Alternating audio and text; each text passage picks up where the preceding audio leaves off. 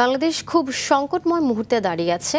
গণতন্ত্রের পথে কিভাবে হাঁটবে তা নির্ভর করবে আগামী নির্বাচনের উপর, এমন মন্তব্য করেছেন প্রধান নির্বাচন কমিশনার এএমএম নাসির উদ্দিন।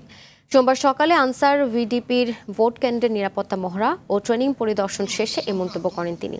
বলেন, চলতি মাসেই নির্বাচন সংক্রান্ত সচেতনতামূলক ক্যাম্পেইন পুরোদমে চালু হবে।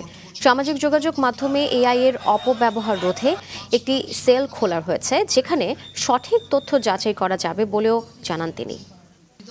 দক্ষিণ জোন থেকে শ্রেষ্ঠ পুরস্কার এবং সনদ গ্রহণ করতে আসবে।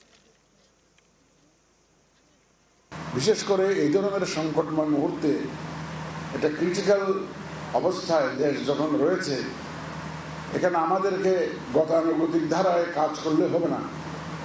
আউট অফ দ্য ওয়ে গিয়ে যে সাধারণভাবে গতানুগতিক পন্থায় যে ধরনের কাজ হয় তার বাইরে গিয়ে আমাদেরকে কাজ সমাধান করতে হবে।